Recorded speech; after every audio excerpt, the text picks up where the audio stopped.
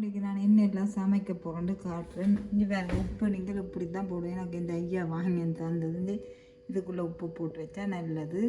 அதுக்கு மூடியும் இங்கே இப்படி மூடி இதை மூடி இப்போ நான் மஷ்ரூமும் ப்ரோனும் போட்டு ஒரு பெப்பர் ஃப்ரை செய்ய போகிறேன். அதுக்கு பெப்பர் குத்தி வச்சுருக்கு, மஷ்ரூம் எடுத்து கழுவி வச்சுருக்கு. இந்த மாதிரி தான் வெட்டணும்.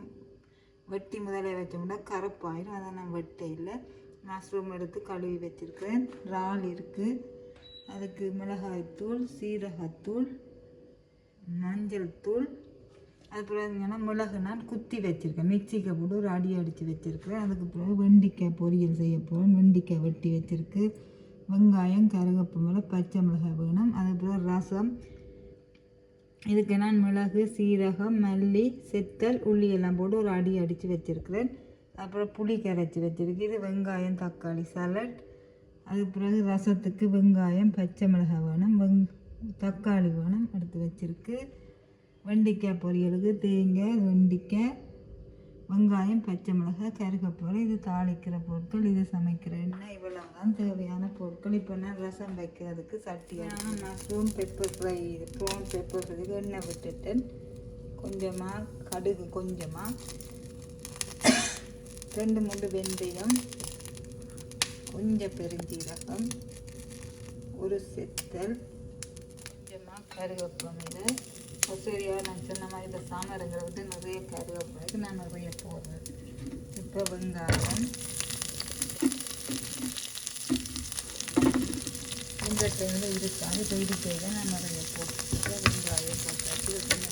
மீடியம் வெங்காயம் 2 வச்சிங்கன்னா, அதே மாதிரி 2 சின்ன தக்காளி வச்சிங்கன்னா அது நான் இந்த விருப்பமான ஷேப்பில் வச்சிடலாம். எனக்கு எல்லாம் வதங்கிட்டாங்க வரப்போகுது. நான் கொஞ்சம் நீளமாக வச்சுருக்கேன், கொஞ்சம் வதங்கிட்டேன். நான் அடுப்பு கிலோ ஆக்கிட்டேன். கொஞ்சமாக மஞ்சள் தூள்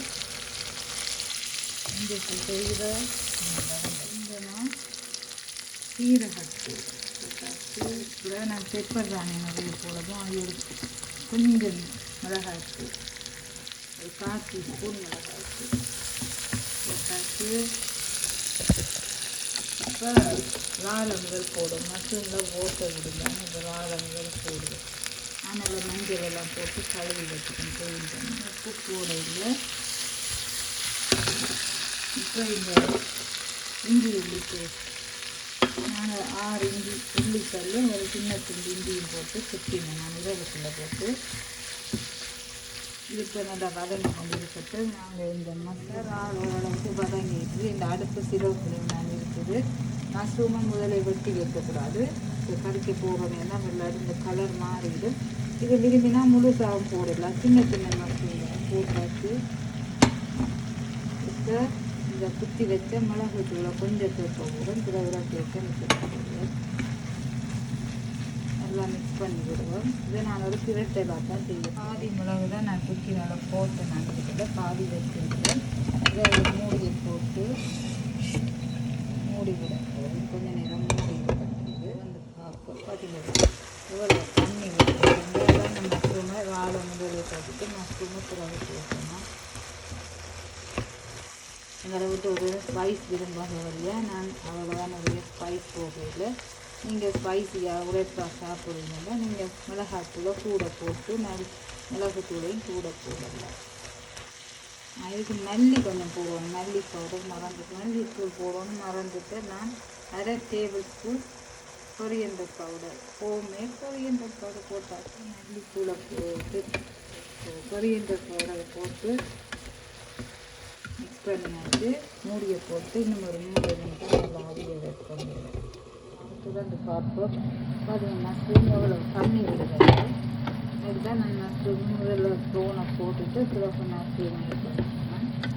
இப்போ எவ்வளோ தண்ணி விடுது, இன்னும் கொஞ்சம் தண்ணி வத்தட்டும். இதை கறிக்கு தேவையான உப்பு கொஞ்சமாக போதும். இந்த பத்தாட்டி பார்த்து போடலாம், இன்னைக்கு அள்ளி போட்டுடக்கூடாது.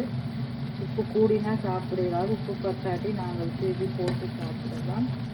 அதுக்காக நான் கொஞ்சமாக போட்டுட்டு திருப்பி மூடியை போட்டு மூடி விட போகிறேன். மூடியாச்சு. அடுப்பை பார்த்தீங்கன்னா நான் கிலோவில் தான் போட்டுருக்குறேன். இப்போ நல்லா மஷ்ரூம் பெப்பர் ஃப்ரை ரெடி. இப்போ கொஞ்சமாக கொரியண்டர் கொஞ்சமாக போடுறேன். உங்களுக்கு விருப்பம் இருந்தால் போடுங்க, இல்லாட்டி போட போடுங்க. இருந்தால் போடு, இல்லாமல் இல்லாட்டி சொல்லுவாங்க.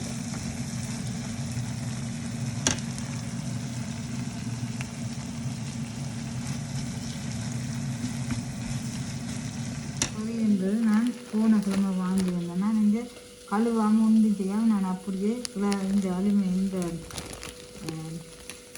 சிப்லாக் பேக்கில் போட்டு வைக்கணும். பார்த்தீங்களா, அப்படியே ஃப்ரெஷ்ஷாகவே இருக்குது. கழுவக்கூடாது, கழுவாமல் அப்படியே வைக்கணும். நீங்கள் எப்போ பாவிச்சுக்கோங்க அப்போ எடுத்து கழுவி அடுப்பு பண்ணிக்கலாம்.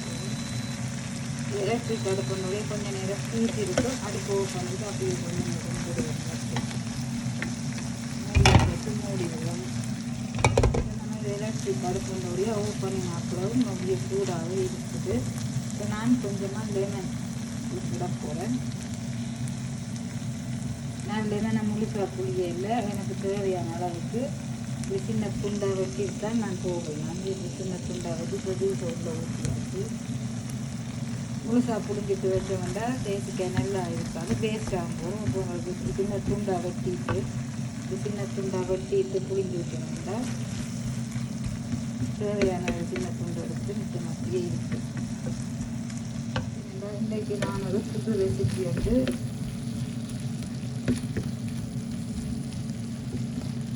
இந்த ஸ்டைலில் ஸ்பைஸ் குறைவாக நான் இது புதுசாக ரெசிபியை கண்டுபிடிச்சிட்டேன். நீங்களும் இப்படி முடை இருந்தால் செய்து சாப்பிடுறது நல்லாதீங்கன்னா வெண்டைக்காய் பொரியல்.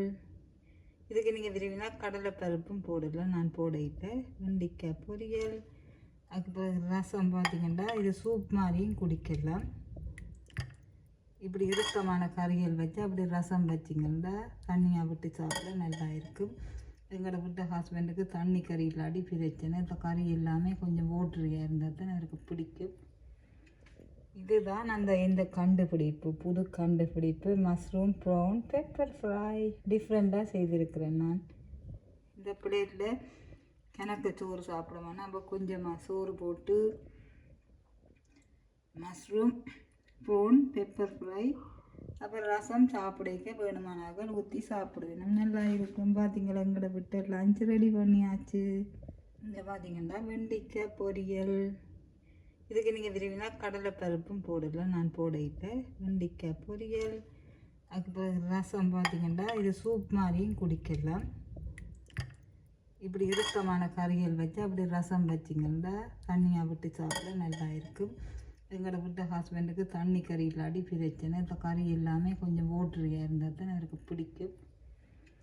இதுதான் இந்த கண்டுபிடிப்பு, புது கண்டுபிடிப்பு. மஷ்ரூம் ப்ரௌன் பெப்பர் ஃப்ரை டிஃப்ரெண்ட்டாக செய்திருக்கிறேன் நான். இந்த பிளேட்டில் எனக்கு சோறு சாப்பிடுவேன். நம்ம கொஞ்சமாக சோறு போட்டு